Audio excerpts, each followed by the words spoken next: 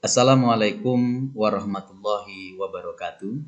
Alhamdulillah wassalatu wassalamu ala Rasulillah wa ala alihi wa ashabihi wa man tabi'ahum bi ihsani ila yaumil qiyamah. Amma ba'du.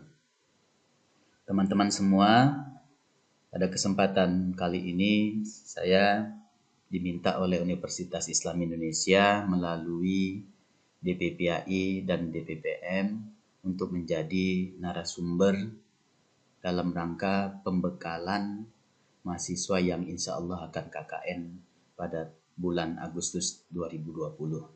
Sebelumnya izinkan saya memperkenalkan diri. Nama saya adalah Willy Ashadi. Saya dosen Prodi Hubungan Internasional. Pada kesempatan kali ini saya diminta untuk menyampaikan materi yaitu masa hidup diniyah. Teman-teman sekalian, sebelum saya menjelaskan lebih jauh terkait tentang masa ilud diniyah, saya akan menjelaskan terlebih dahulu makna daripada masa ilud diniyah. Masa ilud diniyah ini berasal dari bahasa Arab. Dia terdiri dari dua kata. Yang pertama adalah kata masail, yang kedua adalah diniyah. Masail ini secara bahasa artinya adalah masalah-masalah. Sementara diniyah adalah agama. Jadi kalau kita gabungkan makna masailud diniyah adalah masalah-masalah hukum yang berkenaan dengan keagamaan, kajian fikih, dan lain-lain. Masailud diniyah bahasa lainnya adalah bisa disebut dengan bahsul masail diniyah.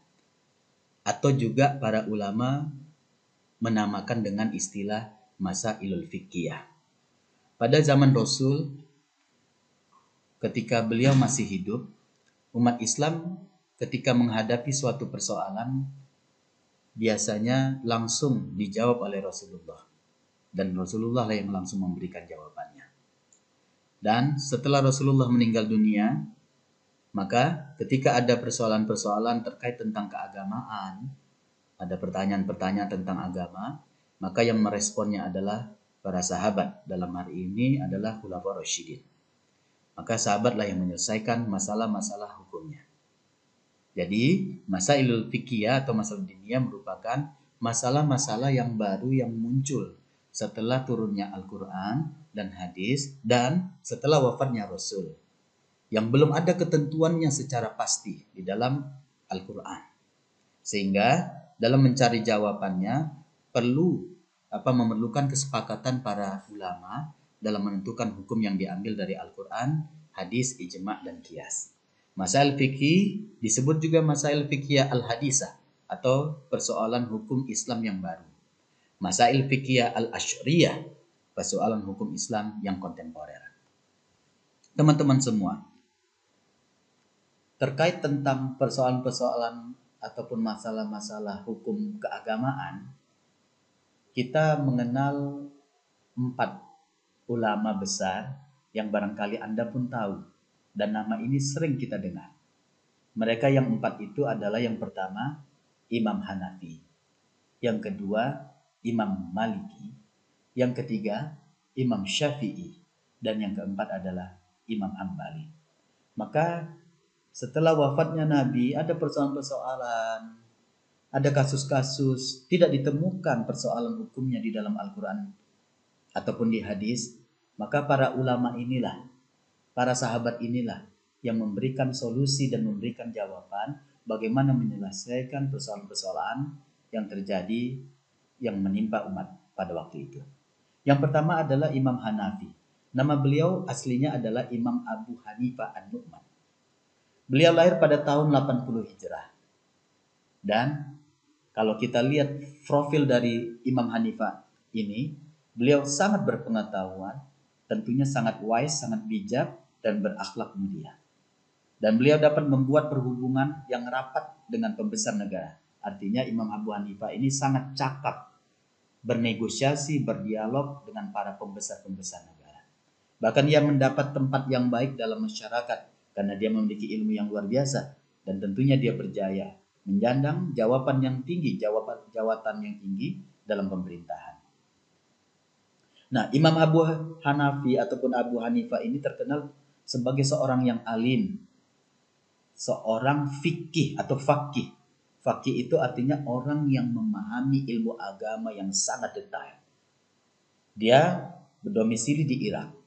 Beliau juga diamanati sebagai ketua ahli ra'yu, orang yang pintar secara menggunakan nalarnya. Golongan cerdik pandai pada masa itu menyifatkan beliau. Jadi beliau dijuluki sebagai akal dalam ilmu pengetahuan. Semasa hidup Imam Abu Hanifah ini, beliau dapat menuruti bermacam-macam pertumbuhan dan perkembangan ilmu pengetahuan, baik di bidang ilmu politik maupun ilmu agama. Ketika di zaman beliau memang dikenali sebagai zaman pertumbuhan politik ya. Agama, ideologi-ideologi, isem-isem yang bermacam-macam. Beliau dapat hidup dalam dua zaman ya. Jadi beliau hidupnya di dua zaman, yaitu pada dinasti periode Umayyah dan juga sempat merasakan hidup di zaman pemerintahan Abbasiyah. Sesungguhnya Imam Abu Hanifah ini orang yang luas pemikirannya dan banyak ilmu, tapi beliau sangat merendah hati. Ini sekaligus pembelajaran bagi kita. Kalau kita sudah memiliki ilmu yang luas, maka jangan pernah kita menganggap diri kita yang paling hebat. Kita harus merendahkan diri kita. Dan Imam Abu Hanifah sudah mencontohkan beliau berilmu, tapi sangat merendahkan dirinya. Beliau tidak terpedaya dengan pikiran sendiri. Dan beliau pernah berkata, bahwasanya pendapat kami adalah salah satu dari pendapat, dan jika didapati pendapat yang lebih baik dan tepat, maka pendapat itu lebih benar dan utama. Jadi kalau kita lihat sekilas profil daripada Imam Abu Hanifah ini, beliau itu sangat menjunjung tinggi ilmu pengetahuan. Meskipun beliau memiliki ilmu yang sangat luas, ketika ada orang yang lebih berilmu daripada dirinya, maka dia mengikutinya selama orang tersebut bisa memberikan dalil dan pandangan yang bisa dipertanggungjawabkan. Abu Hanifah juga seorang yang berpribadi tinggi dalam majelis perbahasaan. Beliau tidak sekali-sekali menghina mereka yang berbahas dengan mereka. Mereka tidak pernah mengkafirkan pada siapa mereka berdiskusi. Karena beliau berpendapat, siapa yang mengkafirkan seseorang, maka ia terlebih dahulu kafir dari orang itu. Nah, ini Imam Abu Hanifah. Jadi memang ulama 4 mazhab ini yang paling senior dari 4 mazhab ini, yaitu adalah Imam Abu Hanifah. Nah, setelah Imam Abu Hanifah, ada Imam Malik namanya. Imam Malik ini merupakan murid daripada Imam Abu Hanifah. Siapakah Imam Malik ini? Nah, Imam Malik ini berasal dari Madinah. Beliau lahir di kota Madinah tahun 93. 13 tahun setelah Abu Hanifah lahir. Jadi jarak usia beliau dengan Imam Abu Hanifah 13 tahun. Semasa hidupnya Imam Malik ini juga hidup di dua dinasti. Ya, dia pernah merasakan hidup bagaimana di bawah rezim kepemimpinan dinasti Umayyah dan juga merasakan kepemimpinan rezim dinasti Abbasiyah.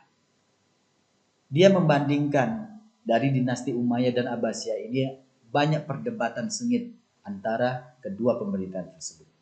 Di masa itu juga pengaruh ilmu pengetahuan Arab termasuk Parsia, Hindi tumbuh dengan subur di kalangan masyarakat waktu itu. Dan perlu kita ketahui bersama, Imam Malik ini seorang ulama yang luar biasa. Beliau menghafal Al-Quran dan hadis-hadis Rasul. Dan yang sangat luar biasanya lagi, ingatannya sangat kuat. Dan Imam Malik ini awalnya bercita-cita sebenarnya bukan menjadi seorang alim ulama.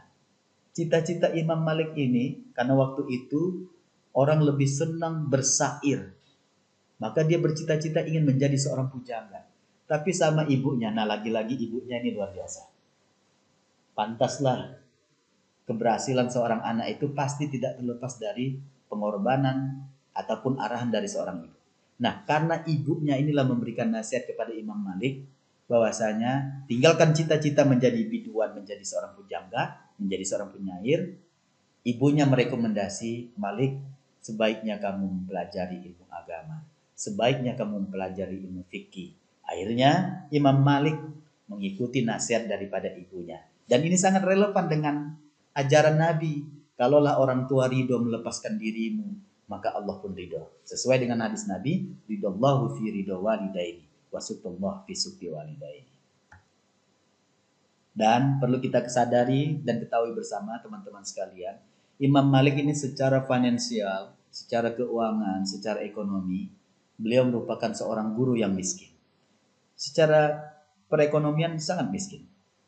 Pernah suatu hari kayu bumbung rumahnya roboh.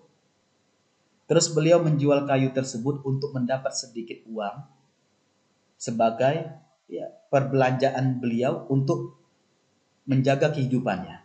Tetapi pada akhirnya beliau dimurahkan oleh Allah akan rezekinya, dapat rezeki melalui ilmu agama, sehingga beliau menjadi orang yang kaya. Setelah beliau menjadi seorang yang kaya, beliau memakai pakaian yang mahal dan memakai bau-bauan yang baik. Imam Malik adalah seorang yang aktif dalam menuntut ilmu. Beliau banyak membuat perhubungan ataupun menjalin kerjasama dengan ahli-ahli hadis dan para alim ulama. Nah, inilah Imam Malik. Nah, imam yang ketiga setelah Imam Hanafi, Imam Maliki, yang ketiga adalah Imam Syafi'i. Nah, kalau Imam Syafi'i ini, beliau dilahirkan pada tahun 1005 Hijrah di sebuah kota yang bernama Gizah di Palestina.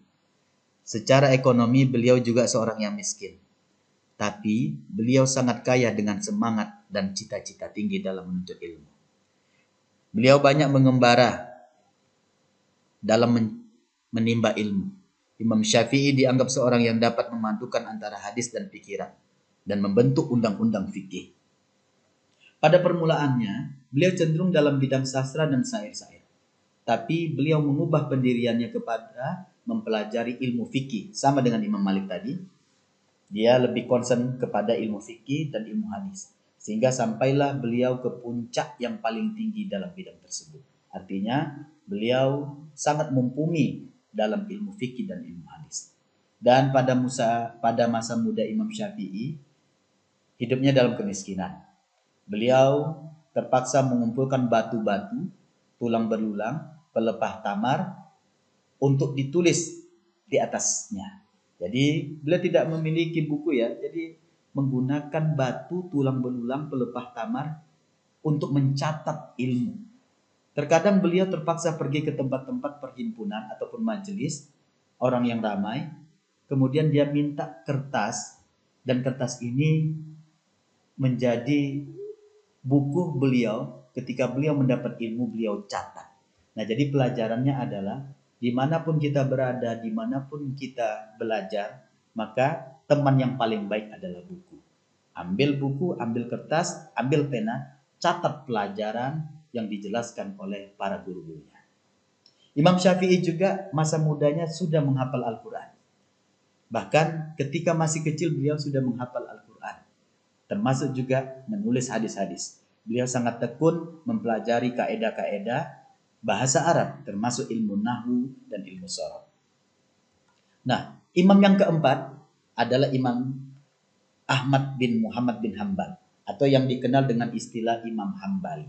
Jadi 4 ulama inilah yang sangat besar, yang sangat berkontribusi terkait tentang masailud diniyah. Banyak para pengikutnya menjadikan pandangan mereka sebagai acuannya. Nah, untuk Imam Ahmad bin Hambal ini, beliau juga lahir di Baghdad pada tahun 1604.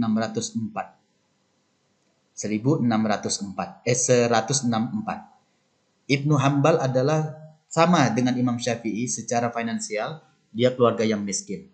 Karena ayahnya tidak meninggalkan di waktu matinya melainkan sebuah rumah yang kecil. Jadi ayahnya ketika meninggal dunia hanya meninggalkan rumah yang kecil untuk menampung kehidupannya.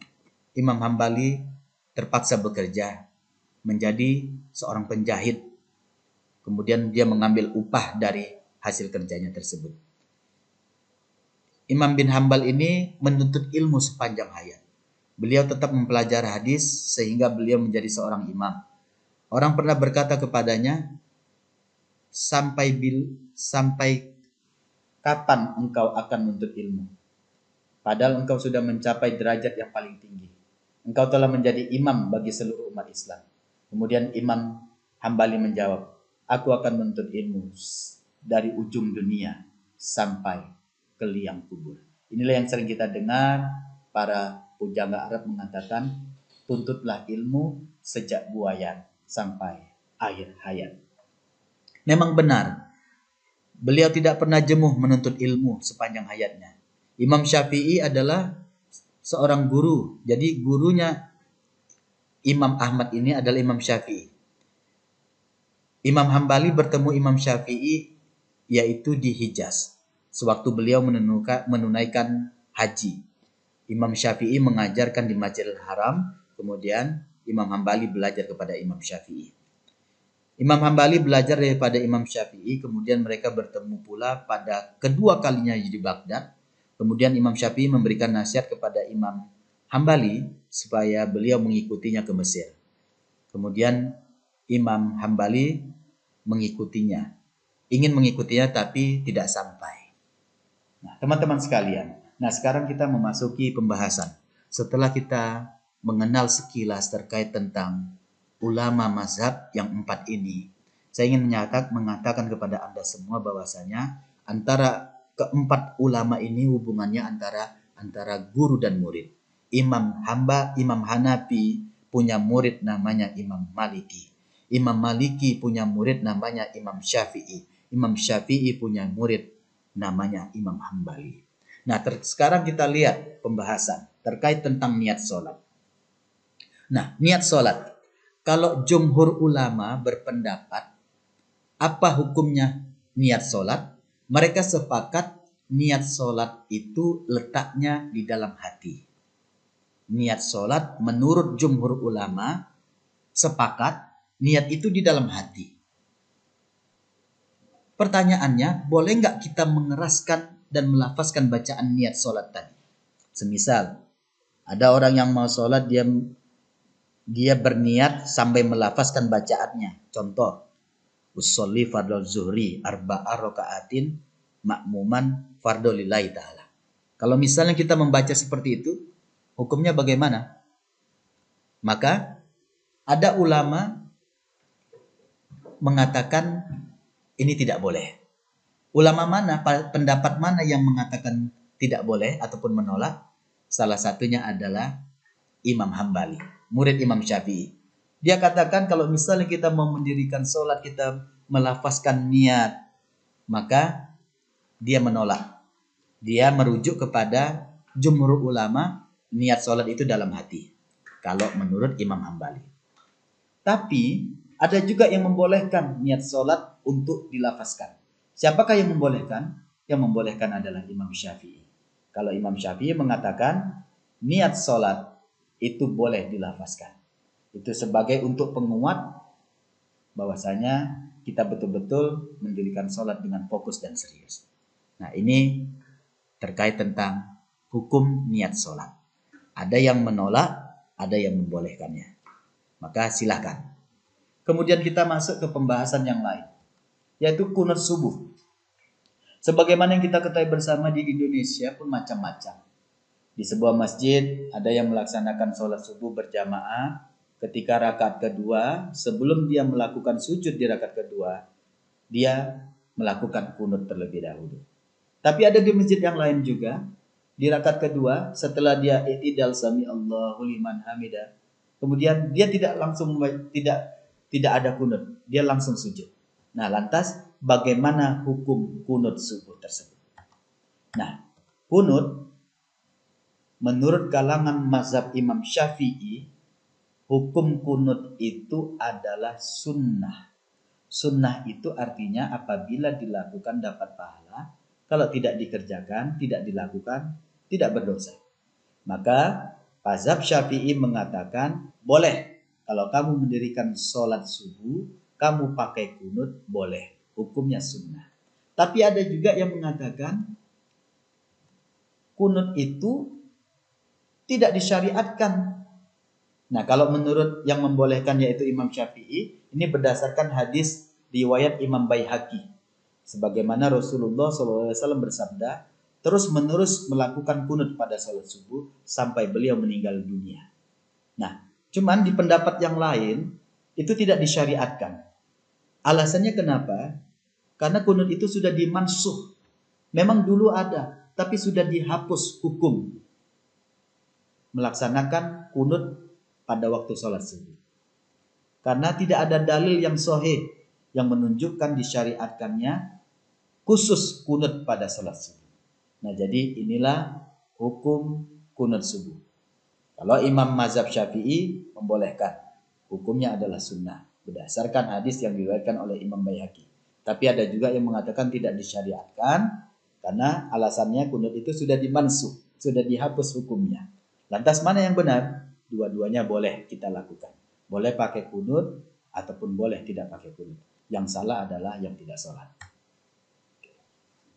Yang ketiga, selanjutnya adalah terkait tentang azan Jumat. Pertanyaannya, azan Jumat itu sekali atau dua kali? Nah, kita lihat bagaimana pandangan menurut para ulama dan ulama mazhab. Azan Jumat. Azan Jumat dua kali sebelum sholat Jumat hukumnya adalah sunnah. Kalau ada sebuah masjid dia mau menyelenggarakan sholat Jumat, jadi azannya ada dua kali. Azan yang pertama tujuannya adalah untuk memanggil jamaah bahwasanya Jumatan akan segera dimulai. Adapun azan yang kedua setelah khotib naik mimbar mengucapkan salam yang pertama, maka hukumnya adalah sunnah, itu diperbolehkan. Dalilnya dari mana? Ini merupakan ijtihad. Ijtihad dari sahabat Nabi yang nomor 3 yang bernama Utsman bin Affan. Jadi kenapa Utsman bin Affan mengambil langkah ijtihad? Ijtihad itu artinya membuat putusan, membuat regulasi. Jadi ketika Utsman bin Affan diangkat menjadi seorang khalifah, menjadi seorang pemimpin, beliau membuat putusan Jumatan azannya 2 kali. Apa alasan umat? Utsman bin Affan, alasannya waktu itu umat Islam semakin banyak. Jadi kalau misalnya hanya sekali nanti nggak dengar. Maka alasannya 2 kali. Yang pertama biar umat Islam tahu, yang pertama itu untuk memanggil umat Islam untuk segera melaksanakan sholat Jumat, dan azan yang kedua adalah azan sebagai kumandang khotib sudah naik mimbar. Nah, dan dalilnya adalah Nabi pernah bersabda, mengikuti sunnah khulafaur rasyidin adalah termasuk sunnah dan dianjurkan oleh Nabi. Jadi Nabi pernah mengatakan, semisal nanti suatu saat saya meninggal dunia, kemudian ada khulafaur rasyidin, para sahabatku mengeluarkan kebijakan dari ucapannya, mengeluarkan keputusan, maka itu juga putusanku. Ini dalil yang mengatakan azan 2 kali yang bersumber ijtihad dari Utsman bin Affan boleh diikuti. Tapi ada juga yang mengatakan azan itu Jumatan itu hanya sekali. Ini berdasarkan apa yang terjadi pada masa Nabi, masa Abu Bakar dan masa Umar. Ketika itu Jumatan itu sekali azannya. Pada masa Nabi Muhammad Jumatan azannya cuma sekali. Kemudian pada periode Abu Bakar azannya juga sekali. Kemudian pada periode Umar bin Khattab azannya juga sekali. Maka inilah dalil yang mengatakan azan pada ibadah hari Jumat hanya sekali. Ini berdasarkan mengikuti apa yang dicontohkan oleh Rasulullah dan 2 sahabat Nabi, Abu Bakar dan Umar bin Khattab. Silakan. Kemudian apa hukumnya sholat Jumat bagi perempuan? Biasanya kalau misalnya ada teman-teman sekalian barangkali yang dulu ketika aliyah ataupun sanawiyah tinggal di pesantren, ada beberapa pesantren menerapkan sholat Jumatnya tidak hanya laki-laki, perempuan pun boleh. Nah, kita lihat bagaimana hukum sholat Jumat bagi perempuan. Sebenarnya sholat Jumat itu hukumnya, fardu ainnya bagi laki-laki. Tapi kalau misalnya ada sebuah kampung, sebuah lembaga pendidikan, dia menyelenggarakan ibadah Jumat, kemudian ada wanita yang mengikuti sholat Jumat tersebut, ada dua hukum. Yang pertama mubah, yang kedua adalah makruh. Nah, kita lihat apa alasannya ataupun siapa saja yang mengatakan hukum sholat Jumat bagi perempuan mubah. Yang pertama adalah Imam Hanafi, yang kedua Imam Maliki, dan yang ketiga adalah Imam Hambali. Hanya satu imam yang tidak setuju, yaitu Imam Syafi'i. Nah, kalau menurut Imam Syafi'i, sholat Jumat itu hanya bagi laki-laki. Kalau perempuan enggak wajib. Kalau misalnya ada wanita yang melaksanakan sholat Jumat, maka dihukum makruh namanya. Dihukum makruh. Jadi silakan.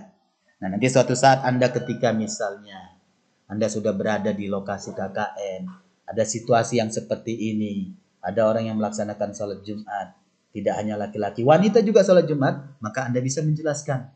Kalau misalnya perempuan melaksanakan sholat Jumat, boleh. Nah, itu mengacu dari pandangan tiga mazhab. Yang pertama Imam Hanafi, yang kedua Imam Maliki, dan yang ketiga Imam Hambali. Sementara kalau misalnya ada orang yang mengatakan hukum sholat Jumat makruh hukumnya, ini pandangan daripada ulama mazhab Imam Syafi'i.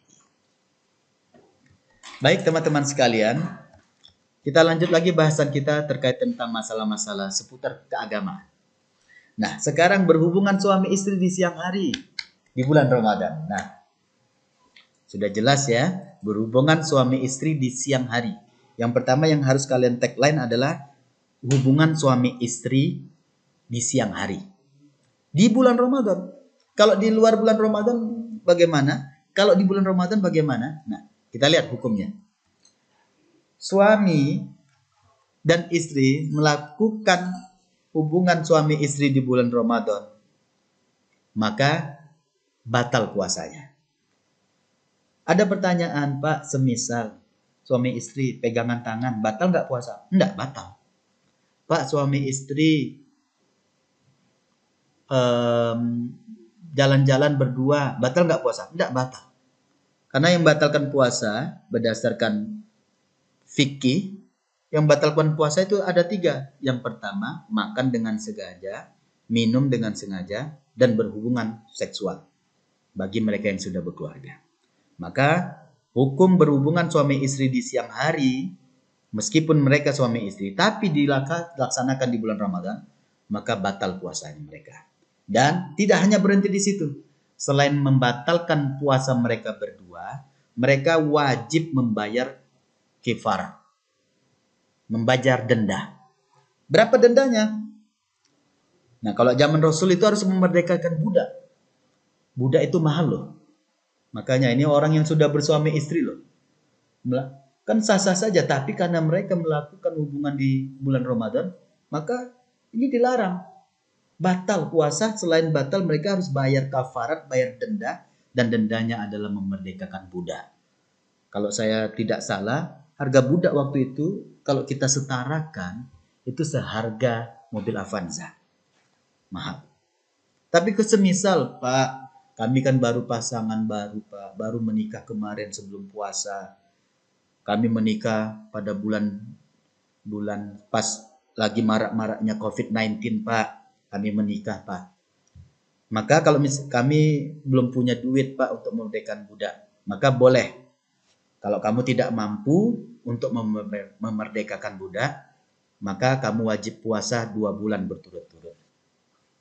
Kalau misalnya nggak mampu juga, maka dia harus bersedekah makanan yang mengenyangkan kepada 60 orang miskin. Nah, jadi itu. Nah, sekarang kita membahas tentang hukum mimpi basah siang hari pada saat puasa. Bagaimana hukumnya ketika di bulan Ramadan kita tertidur di siang hari, tiba-tiba mimpi basah. Maka mimpi basah siang hari pada saat puasa, hukumnya adalah tidak membatalkan puasa. Namun puasanya tetap sempurna dan dia harus meneruskannya. Tapi ketika dia hendak mau sholat, karena dia tadi tidur, habis itu dia mimpi basah, kemudian dia bangun mau sholat asar misalnya, ataupun dia mau membaca Al-Quran, maka dia wajib mandi janabah terlebih dahulu. Karena dia mimpi basah itu tidak membatalkan puasa, tapi ketika dia hendak membaca Al-Quran atau ingin mendirikan sholat, maka dia harus mandi wajib terlebih dahulu. Tapi puasanya tidak batal. Kalau semisal hingga subuh belum mandi janabah, apa hukumnya? Semisal bulan Ramadan dia sahur, sahurnya lebih awal, misalnya dia sahur jam 2, tiba-tiba jam 2:30 dia ngantuk dan akhirnya dia ketiduran sampai dia dalam tidurnya dia mimpi basah, kemudian bangun jam 5:30 hingga subuh belum mandi janabah, tapi dia, maka kalau misalnya ada orang yang seperti ini, seseorang yang hingga subuh tiba dalam keadaan junub, misalnya dia tidur, dia mimpi basah junub, tapi dia sudah berniat puasa, maka puasanya tetap sah. Harus segera mandi janabah karena harus menunaikan sholat subuh. Nah, sekarang makan minum waktu puasa di siang hari karena lupa. Makan minum waktu puasa di siang hari karena lupa. Maka kalau memang karena lupa, puasanya tetap sah. Dan dia wajib melanjutkan puasanya sehingga waktu berbuka tiba. Tapi ingat, semisalnya dia pas lagi, kadang-kadang ini terjadi ya, kadang-kadang loh. Kadang-kadang terjadi awal-awal puasa. Karena memang pas puasa pertama mungkin dia lupa, udah sahur, habis sholat subuh dia tidur, tiba-tiba langsung bangun, terus dia minum air. Nah, habis itu setelah itu baru ingat, maka jangan dilanjutkan lagi minumnya, puasanya tetap sah sampai waktu berbuka tiba. Nah, mengkodok puasa apakah perlu segera? Mengkodok itu artinya mengganti puasa. Khususnya misalnya bagi teman-teman yang dari wanita, misalnya dia dapat uzur halangan ketika bulan Ramadan. Pertanyaannya, apakah harus mengganti puasa Ramadan itu? Iya, jawabannya iya, harus dia mengkodok puasa. Cuman pertanyaan selanjutnya, apakah harus segera mengkodoknya? Nah, kita lihat.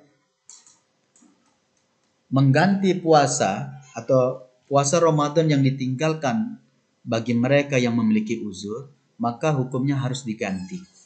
Nah, cuman cara menggantinya kapan? Nah, ini berdasarkan hadis Aisyah. Aisyah mengatakan mengganti puasa itu harus segera, harus disegerakan, jangan ditunda-tunda.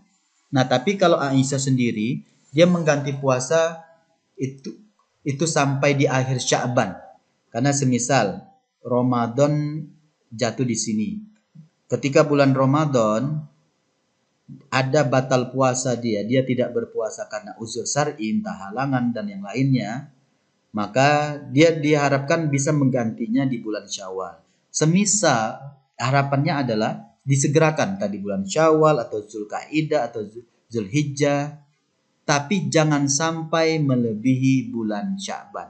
Jadi inilah ending terakhir.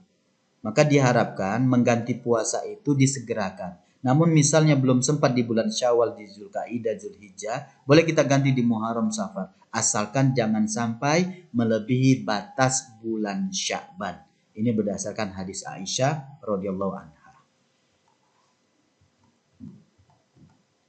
Kemudian mengganti puasa Ramadan atau puasa Syawal, semisal di bulan Ramadan ada puasa yang kita tinggal dikarenakan ada uzur syar'i, entah halangan lah, entah nifas, baru melahirkan. Maka habis Ramadan kan masuk bulan Syawal, Lebaran. Di situ ada puasa Syawal juga. Mana yang kita prioritaskan? Mengganti puasa Ramadan atau kita puasa Syawal dulu? Maka jawabannya adalah kita prioritaskan puasa Syawal. Karena puasa Syawal itu hanya ada di bulan Syawal. Sementara mengganti puasa Ramadan itu bisa kita ganti di luar bulan Syawal. Nah, sekarang bilangan rakaat qiyamul lail. Semisal nanti satu saat Anda melaksanakan sholat tarawih, berapa sih rakaat qiyamul lail ataupun jumlah bilangan rakaatnya? Sebenarnya sholat tarawih itu, qiyamul lail itu tidak terbatas. Ada yang mengatakan 11 rakaat, ada yang mengatakan 13 rakaat, ada yang mengatakan 23 rakaat. Silakan. 11, 13, 23 rakaat. Nah, jadi kamu boleh 11 mazhab 11 rakaat boleh. 23 rakaat boleh. Jadi silakan. Hukum mengikuti rakaat imam. Hukum mengikuti rakaat imam. Makmum wajib mengikuti imam. Demikian juga jika sholat malam dengan berjamaah.